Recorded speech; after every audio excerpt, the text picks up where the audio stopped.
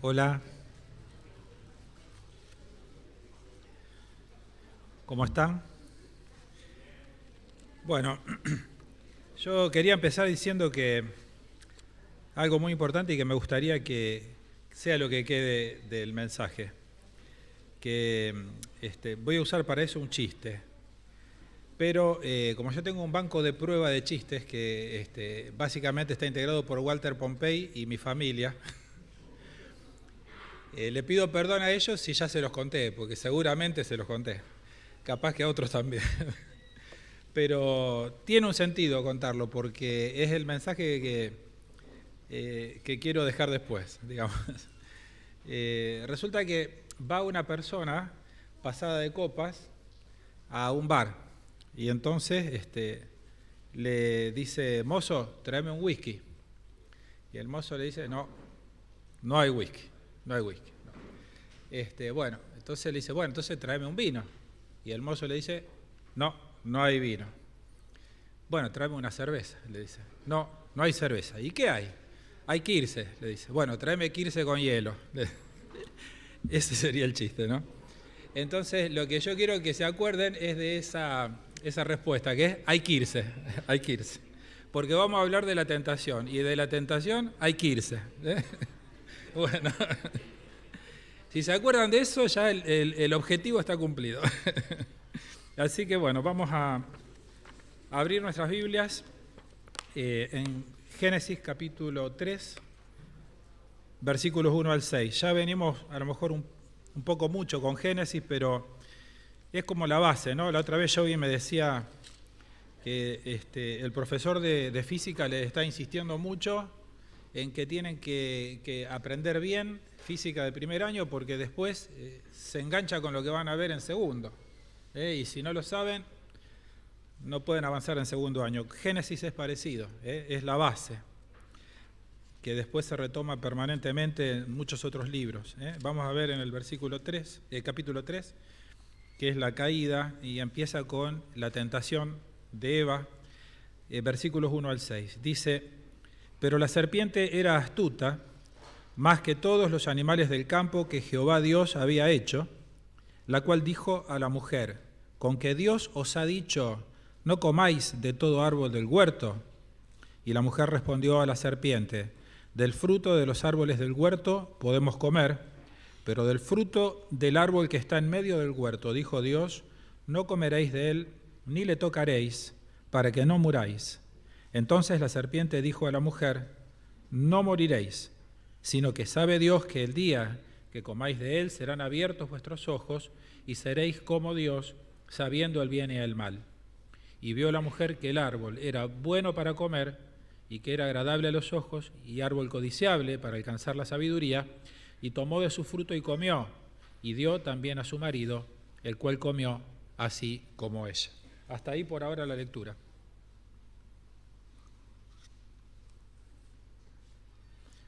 Bueno, la tentación ocurre por aprovechar en general, ¿no es cierto? Ocurre por aprovechar una situación en la cual no estoy mirando fijamente al Señor y a lo que Él me pide. Si yo estoy mirando al Señor, estoy en sus asuntos, es más difícil que se produzca esta situación. Pero si me alejo del Señor y estoy a lo mejor en algo no malo, pero intrascendente, por ahí es más fácil que se produzca la tentación. ¿Qué estaba haciendo Eva en ese momento? ¿Qué estaba haciendo de útil, de productivo en obediencia a Dios? No sabemos, probablemente nada. Y la tentación llega en momentos como estos en que no estamos haciendo ni esto ni aquello, en los que estamos en una especie de stand-by, que no resulta nada productivo. Por ejemplo, ¿qué estaba haciendo David cuando vio a Betsabé? Andaba caminando por el tejado, pero no tenía que estar ahí, porque su pueblo estaba en guerra, él tenía que estar en el frente de batalla, o por lo menos en la batalla, ¿no? Con sus soldados. Volviendo a Eva, vemos que ella atendió a tres cosas equivocadamente. Atendió al diablo, atendió al fruto y atendió a su corazón. Y para atender a cualquiera de estas tres cosas, primero hay que dejar de atender a Dios. y a los asuntos de Dios. Mientras yo me mantenga fijo en lo que Dios quiere para mi vida, en hacer su voluntad, en estar activo en su obra, el problema de la tentación se reduce, no desaparece. Acordémonos de que ya hablamos muchas veces de que venimos desde esta época en adelante, la humanidad caída y todos los problemas de la carne están, la naturaleza caída la tenemos, pero si estoy en las cosas del Señor, se achica un poco el problema. Y si bajo la guardia y si ando disperso o me relajo, el problema se agranda, se agiganta. Ella atendió al diablo. El diablo tuvo una presentación sorprendente, una serpiente. La serpiente, antes de la caída en pecado, sabemos que no se arrastraba sobre la tierra, no sabemos cómo se movilizaba, pero no se arrastraba porque después del castigo que le da el Señor, se empieza a arrastrar. Y era un animal seguramente muy especial y hasta el día de hoy, fíjense lo cautivante que es ese animal, ¿no? Capta la atención, absorbe la atención. Máximo acá que empezó a hablar. Es raro, ¿no? Es rarísimo, porque no hablaban los animales. Sin embargo, empieza a hablar. Y eso llama la atención muchísimo de Eva. Y encima hablaba mal de Dios. O sea, no solo hablaba mal de Dios. ¿Cómo no va a captar así la atención de Eva con esta presentación tan sorprendente, ¿no? Entonces la pregunta es, ¿cómo debería haber sido la reacción de Eva, de acuerdo al chiste que contamos primero? Tenía que irse. Eva se tenía que haber ido, pero no, se quedó. Y no solo se quedó, escuchó el mensaje completo. Cortar de plano la situación hubiera sido buenísimo. Y pudo hacerlo, o sea, lo podría haber hecho. Máximo, si tenemos en cuenta dónde estaban Adán y Eva, ¿se acuerdan que hablamos que era perfecto? Era realmente algo perfecto. Ellos no tenían la naturaleza caída que tenemos nosotros ahora y esa tentación que nos viene más fácil. Necesitaron algo bastante externo, como fue algo así, tan sorprendente como esto que estamos hablando, ¿no? No se dio cuenta de cortarlo a tiempo, de cortarlo de plano. Decirle, mira, basta de hablar, Dios no es así, Dios me ama y Dios nos da todo lo que necesitamos, mira todo lo que tenemos, basta, andate o me voy, ¿viste? Eso hubiera sido genial para todos nosotros también, ¿no? Sabemos que no pasó. A esa presentación tan sorprendente después sigue un mensaje sorprendente que es hablar mal de Dios. Miren, Dios no es bueno porque Él los limita, Dios no les dice la verdad. Y Eva parece estar empezando a descubrir algo, digamos, una cara oculta, una faceta oculta de Dios, ¿no? Y presta atención y escucha todo el mensaje. Y después viene el método sorprendente, porque pone dudas en la mente. Primera parte de ese método diabólico, pone dudas en la mente, pone deseos en el corazón, ser como Él es, ¿no? Pero no en el buen sentido de imitarlo, sino de querer ser Dios. Y un impulso a la desobediencia en la voluntad. ¿Se acuerdan las partes que componen al ser humano, ¿no? Tenemos mente, tenemos corazón. Mente, en el sentido de como podríamos decir, alma, ¿no? El alma humana, que es la mente y los sentimientos. Ahí pone dudas en la mente, el diablo. Corazón también parte del alma, de los sentimientos, ¿no? Ahí pone deseos. Y en la voluntad, esa facultad que tenemos de decidir, pone un impulso a la desobediencia. Ese es el método diabólico. Eva pudo cortar y no lo hizo. Entonces llegó a pecar, como todos sabemos. Es muy difícil, digamos, para nosotros a veces frenar eso. Lo que tenemos que saber es, en la medida de lo posible, tenemos que irnos. Y también tener en cuenta que nada bueno proviene del maligno. Nada bueno proviene del maligno, porque Dios es el único que me da siempre lo mejor. Eso es lo que le tendría que haber hecho ruido a Eva, porque fíjense todo lo que tenían. Tenían todo. Ellos hablaban con Dios, caminaban con Dios, andaban con Él. Para comer tenían lo que querían. No comían, acuérdense, eran vegetarianos en esa época porque comían los frutos. Después el Señor va cambiando la dieta y va incorporando otras carne y otras cosas en otras épocas. pero tenían lo que querían. Dios les creó una naturaleza exuberante en un clima ideal. Esa naturaleza exuberante la creó con apariencia de edad porque no tuvieron que esperar que crezcan los árboles, que den fruto, ya daban fruto. Estaba perfecto. El trabajo que les dio no fue para que pudieran comer, sino para mantener al hombre y a la mujer activos, ocupados en algo bueno. Sin embargo, ella no lo pensó a fondo. No pensó que Dios es el único que nos da siempre lo mejor y que nadie fuera de Él, y mucho menos en contra de Él, nos podrá dar algo similar. Es lo que dice Santiago, que después vamos a ver, en el capítulo 1, versículo 16 al 18. Amados hermanos míos, no erréis, o sea, no se equivoquen. Muchachos, chicas, no se equivoquen. ¿Por qué? ¿Qué dice después? Toda buena dádiva y todo don perfecto desciende de lo alto, del Padre de las luces, en quien no hay mudanza ni sombra de variación. Nada bueno viene del maligno, nada que sea perfecto. Cuando el diablo te propone algo, no te quiere dar, te quiere quitar y es para engañar. Después vemos que atendió al fruto porque primero, ya habiéndole dado permiso para escuchar todo el mensaje, empezó a mirar el fruto ya. Entonces, el fruto codiciable, que en este caso, el objeto del deseo, que era ese fruto, que era el único que no podía comer, porque Dios quería que respeten su autoridad. Es decir, no tenía algo especial ese fruto. Era simplemente un límite. Es como los chicos, ¿no? A veces le queremos poner un límite. ¿El límite cuál es? Yo soy el creador y ustedes son criaturas. Un límite de obediencia, pero no se cumplió esa obediencia, ¿no? Acá sabemos que Eva fue engañada y comió. Ella empieza a ver el fruto. ¿Y qué ve del fruto?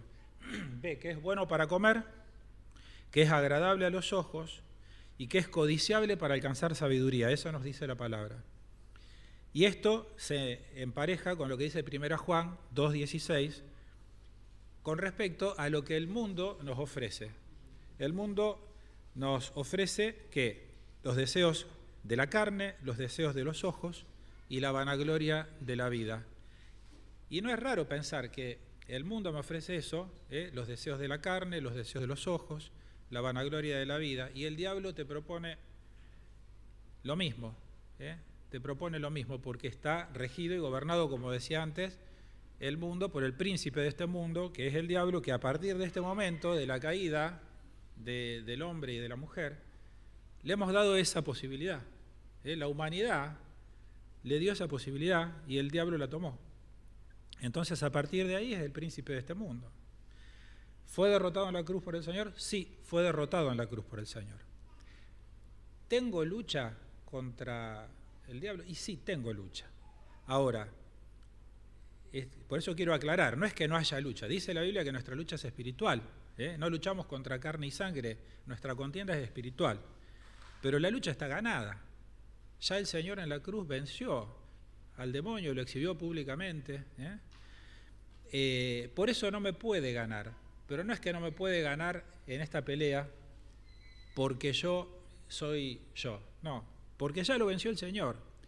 Cuando vemos Efesios capítulo 6 y vemos las armas que tenemos para la lucha espiritual, la armadura de Dios, leyendo un poco, digamos, algunos comentarios, veo que son armas defensivas, no son armas de ataque. Nosotros no estamos para atacarlo al diablo ni para atacar a nadie. Son armas defensivas. ¿Por qué? Porque nosotros estamos en una posición, al haber aceptado a Cristo, que es una posición elevada sobre el diablo. Entonces, lo que puede hacer sí es tirarnos en esa posición, hacernos arrastrar, que no seamos de bendición para otros. Pero una vez que estamos en Cristo, no nos puede sacar de las manos de Cristo ni de las manos del Padre. Así que desde ese punto de vista, tenemos una lucha espiritual, lucha que está ganada, pero la podemos pasar mal. Entonces, para eso tenemos las armas defensivas que nos da Efesios capítulo 6, la armadura de Dios, hasta la espada, que es la palabra. Es una espada, la palabra que se usa ahí, griega, es una espada corta, parecida a esas que se ponen en las puntas de las bayonetas y de los sables en la Segunda Guerra Mundial, ¿no? que en la antigüedad peleaban con eso, pero que es más de defensa para la lucha cuerpo a cuerpo, no es una espada de largo alcance, esa palabra griega que se usa en espada. Así que bueno, la lucha ya está ganada, no tenemos que atacar. Pero ahora estamos hablando de la tentación. Este proceso, digamos, que nos toca vivir y que no es pecado en sí mismo. La tentación es tentación, no es pecado. El Señor sufrió esa tentación, fue tentado, pero no pecó, no consintió. Y ella atendió al fruto, ¿no? Y nosotros podemos tener frutos diferentes. A veces cada uno tiene la debilidad que tiene, y todos tenemos debilidades. Alguno para un lado, otro para otro. Lo importante es no atender. Siempre es algo que llena nuestros ojos, algo que llena nuestros oídos, que nos hace sentir algún tipo de placer sensorial. Puede ser cualquier cosa, ¿no? Lo importante es no atender a eso. ¿Qué es lo mejor para no atender? Hay que irse. Hay que irse. Igual, a veces no podemos irnos. Entonces, bueno, la palabra de Dios, fíjense cómo reaccionó el Señor enseguida con la palabra. Y tratar de alguna manera que eso no crezca. Y después ella atendió a su corazón, porque empezó a razonar con la lógica de los pensamientos de Satanás. Pensó que hacerlo no era tan malo, habrá pensado eso, no tomó la palabra de Dios que ella conocía, quizá porque Adán se lo había transmitido, sabía claramente que no tenía que hacerlo, era un solo mandato, uno solo, no era tan difícil como después en la época de la ley, ¿no? Que había un montón de leyes que tenía que respetar el pueblo judío, pero acá era una sola cosa, ¿no? Y ese solo mandato, esa transgresión iba a tener una consecuencia y la tenía re clara. Entonces empezó lógicamente a razonar, como lo hacemos nosotros, no es para cargar las tintas en contra de Eva, porque cualquiera en nuestro lugar hubiera hecho algo similar. Entonces razonaba, sí, Dios me dijo, pero bueno, ya la palabra de Dios no tenía la autoridad que merecía, ya tenía el mismo nivel, la misma jerarquía que los pensamientos de su propio corazón. Y empieza a confiar. ¿Pero qué dice Jeremías 17:9? Engañoso es el corazón más que todas las cosas y perverso. ¿Quién lo conocerá? Así que hacer las cosas de corazón, hacerlas de buena onda, de buen corazón, no garantiza que no sea pecado o no garantiza la bendición de Dios. Sí, obró de buen corazón, sí, bueno, es bueno, sí, está bien, pero no garantiza que eso sea aprobado por Dios. Simplemente eso para decir de la parte de Génesis. Ahora vamos a leer Santiago, capítulo 1. Vamos a Santiago, capítulo 1.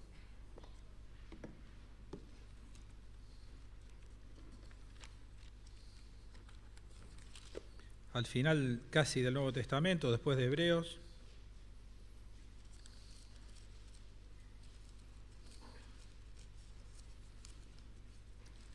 Santiago capítulo 1. Y leemos los versículos 13 al 15. Dice así: cuando alguno es tentado, no diga que es tentado de parte de Dios, porque Dios no puede ser tentado por el mal, ni Él tienta a nadie. Vamos a parar acá.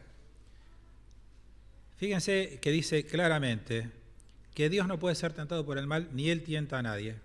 Recién me acordé de un versículo, no lo tenía preparado, pero vamos a ver 1 Corintios 10:13. Pero yo se lo voy a leer de una versión que no les va a coincidir con la Reina Valera y con casi ninguna de las que puedan tener acá. Que recién se lo pedí a él y que me lo busque, y que me lo mande en una foto. Esto es la versión que me parece correctamente traducida, es la Biblia Hispanoamericana de Traducción Interdenominacional, BHTI, la van a encontrar el que tengan el celular, BHTI.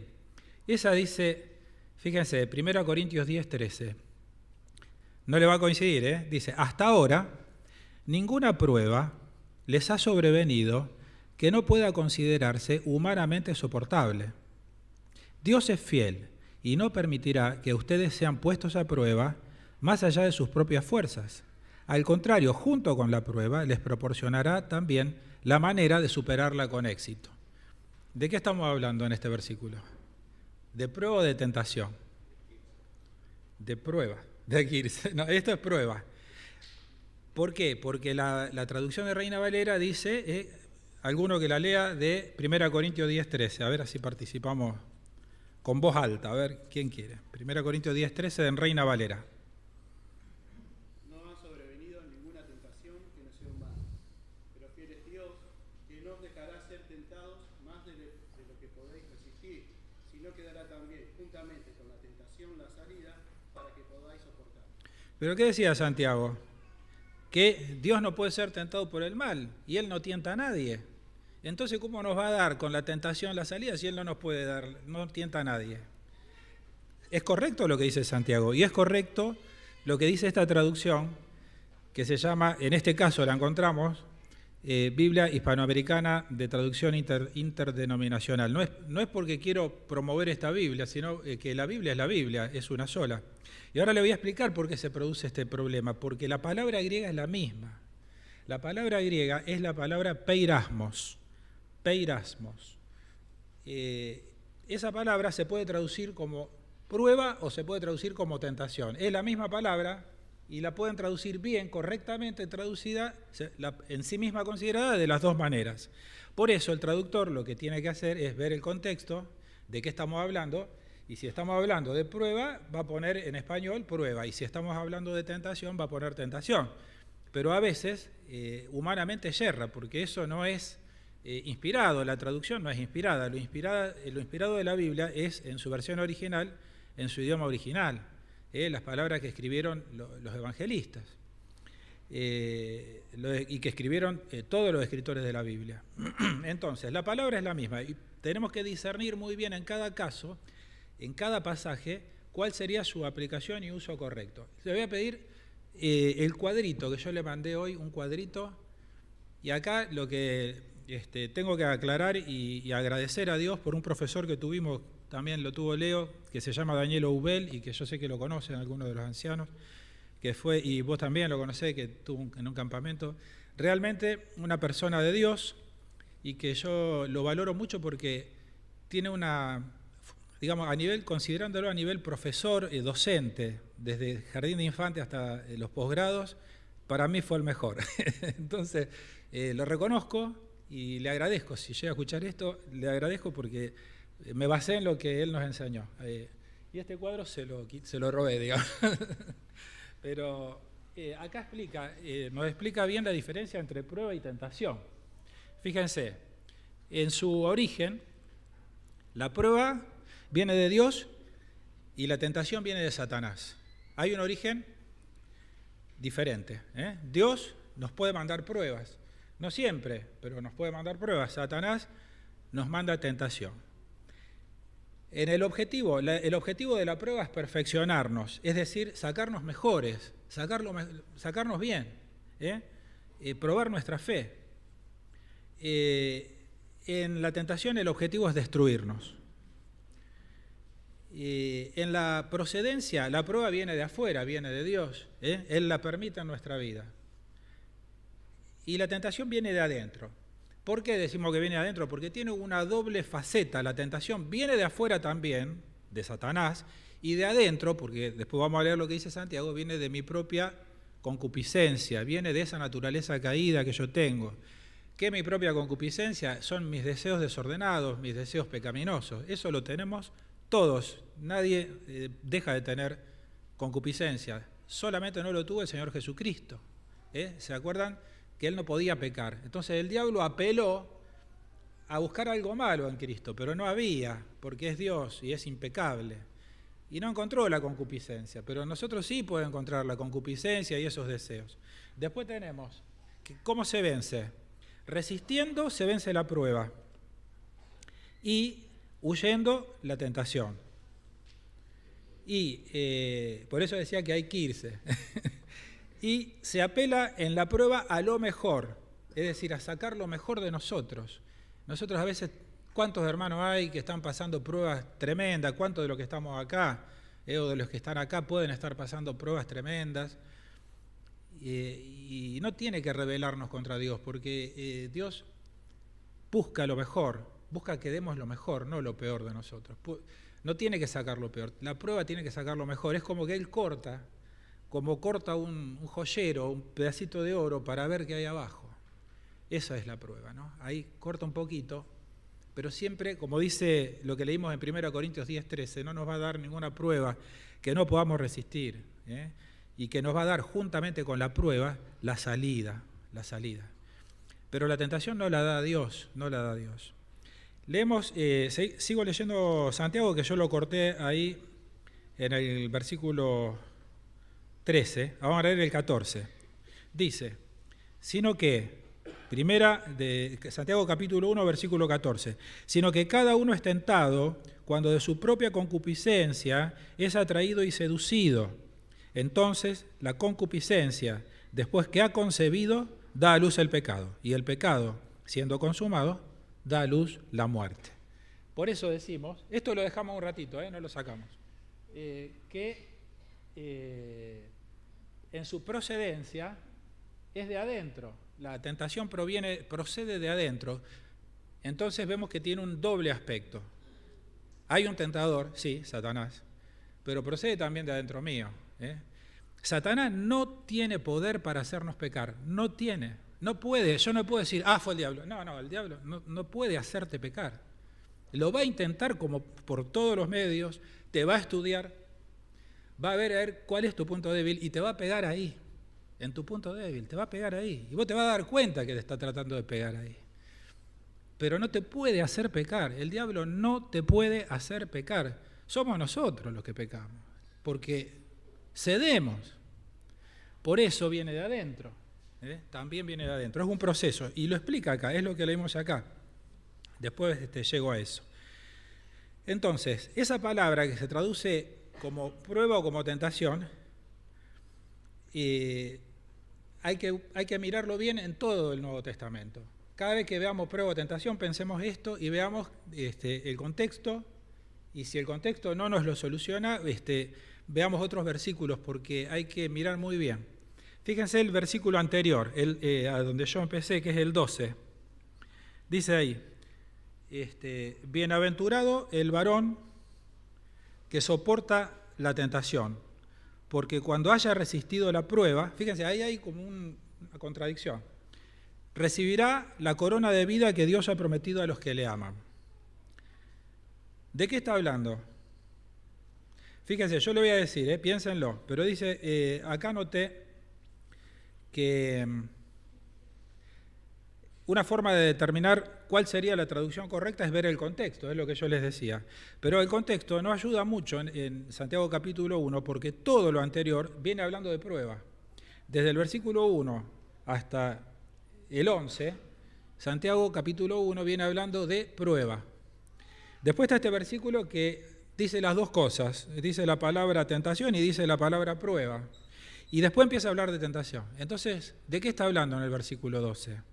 Fíjense, bienaventurado el varón que soporta la tentación, porque cuando haya resistido la prueba, recibirá la corona de vida que Dios ha prometido a los que le aman. ¿Cómo ubicamos este versículo? ¿Es la conclusión de todo lo que viene diciendo de prueba? ¿O es la introducción al tema de la tentación? Entonces, vamos a ver un poquito cómo empieza. Dice bienaventurados, versículo 12. El contexto ya dijimos no nos resuelve la cuestión, porque puede dar para los dos. Entonces, bueno, bienaventurados es como las palabras que se usan en Mateo, bienaventurados, palabra griega makarios, que quiere decir súper feliz, súper feliz. El varón o la mujer, se puede ver para los dos sexos, que soporta la tentación. Soporta significa la palabra hipomone o hipomeno, concretamente acá se usa esa conjugación, hipomeno quiere decir permanecer debajo, estar abajo, como aplastado, como presionado por algo. Entonces, bienaventurado el varón o la mujer que permanece debajo de la tentación. Súper feliz el que permanece debajo de la tentación. ¿Es feliz el que permanece debajo de la tentación? Te pido la otra imagen, la imagen de la comida. Y esta idea también es del profesor Oubel. Yo busqué otra foto para no quemarla. Fíjense que qué gana de comer que tiene esa hamburguesa, ¿no? Esas papas fritas. Pero pensemos que este hombre realmente había ido al doctor y el doctor le dijo, mira, no podés, bajo ningún concepto, comer comida chatarra. Porque vos comés comida chatarra y a la media hora estás internado con grave riesgo de vida. No podés comer, ¿no es cierto? Y fíjense, y él se puso ahí. Es bienaventurado, es decir, es Macarios súper feliz, es súper feliz estar ahí mirándola si no lo puede comer. Dice, sería, lo que diría la palabra es, súper feliz el que permanece debajo de la tentación. El que permanece debajo, sí, o de la tentación o de la prueba. ¿De qué es? ¿De la tentación? ¿Es permanecer debajo de la tentación? ¿Es súper feliz? La verdad, no. No es súper feliz, está sufriendo.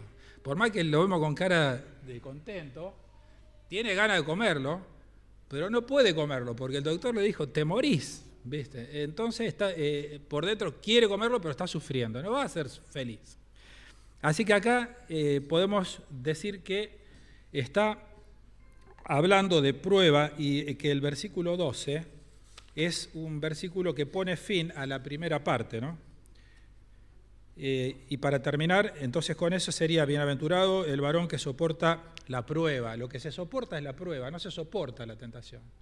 Bienaventurado el varón que soporta la prueba, porque cuando haya resistido la prueba, recibirá la corona de vida que Dios ha prometido a los que le aman. Eso es un premio para los hermanos que la están pasando mal. Bueno, seguimos adelante.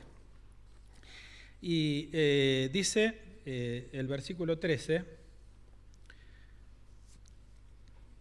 cuando alguno es tentado, no diga que es tentado de parte de Dios, porque Dios no puede ser tentado por el mal, ni Él tienta a nadie. Ahí empezamos a hablar de tentación.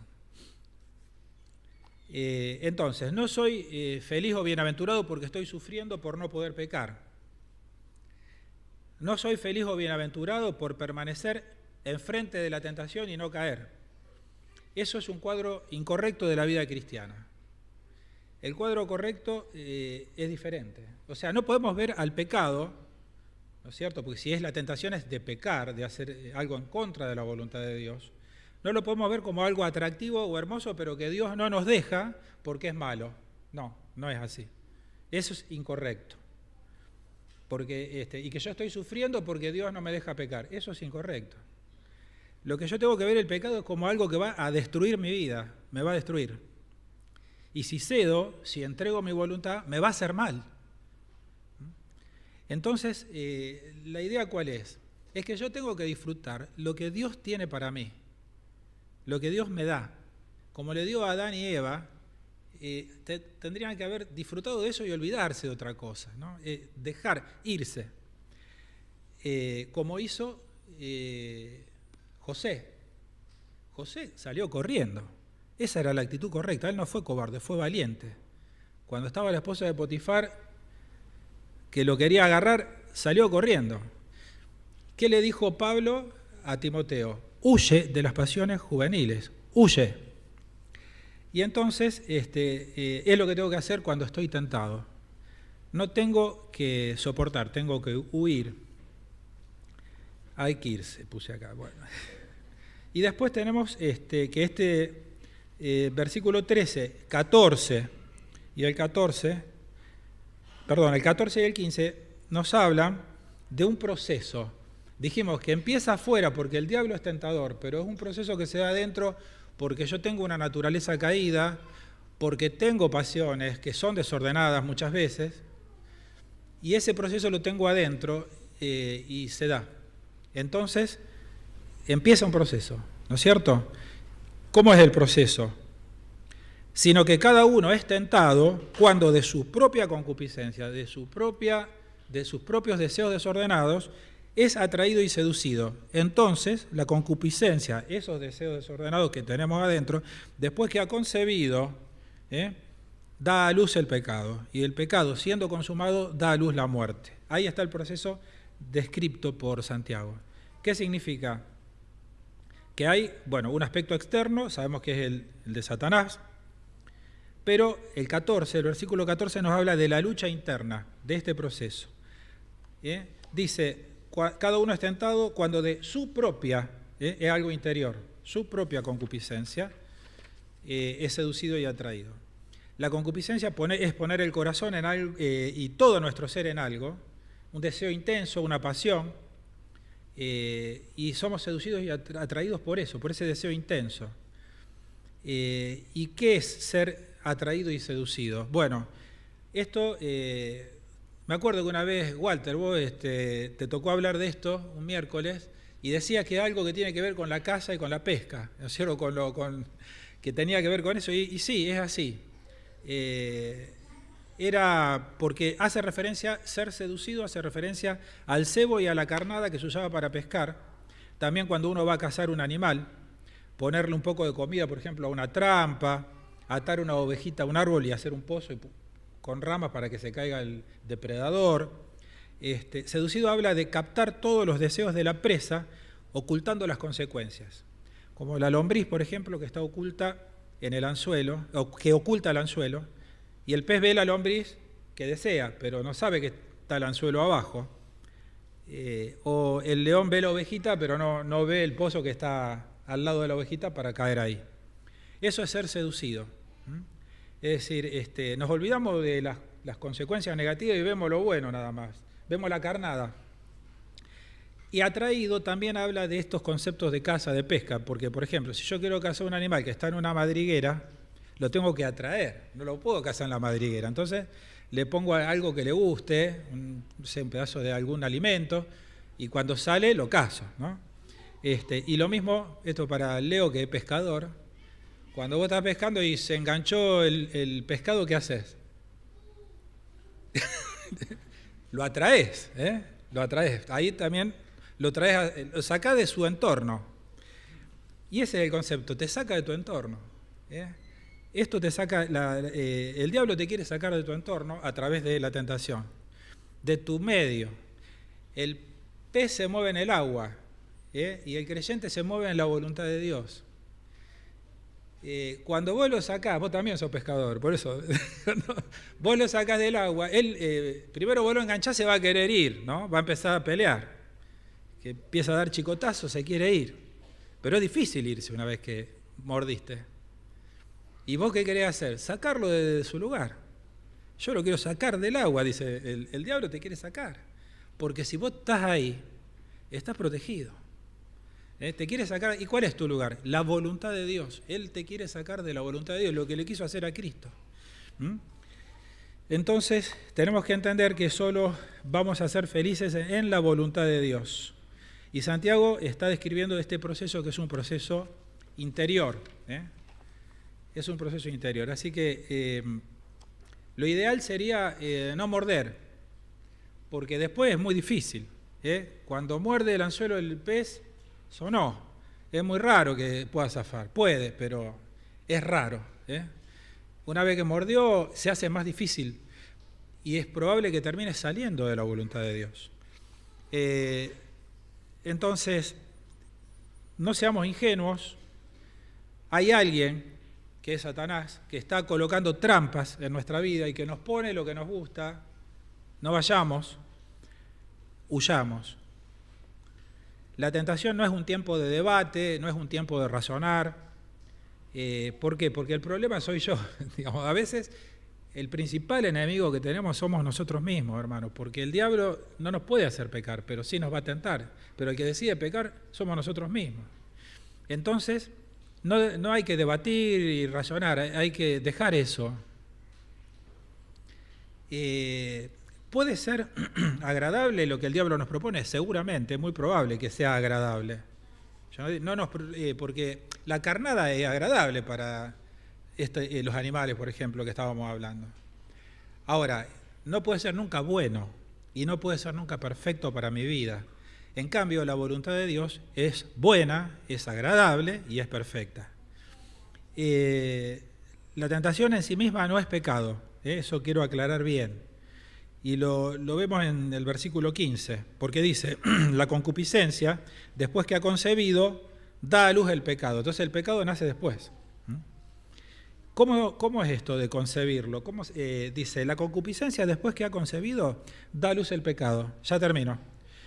Y y dice, concebir es adherir o pegar. O sea, cuando yo, adhiero o pego mi voluntad a ese deseo pecaminoso, ahí nace el pecado interno. Todavía no lo hice, pero si yo uno mi voluntad y cedo, mentalmente, en un proceso interno, ya estoy pecando, porque ya cedí. Si después lo hago, lo consumo, entonces da a luz, ahí se da a luz. O sea, hay un proceso de concebir, que es unir el deseo con la voluntad, ahí ya hay pecado, toma vida en ese momento, todavía no cometí el hecho, pero el pecado ya está vivo en mi corazón. Como nos dice el Señor, que subió la vara y que ya él habla en Mateo, cuando le sube la vara a los judíos y le dice, bueno, no, ustedes oyeron esto del adulterio, pero el que mira a una mujer deseándola, ya cometió adulterio. Y no lo hizo, pero ya lo pensó.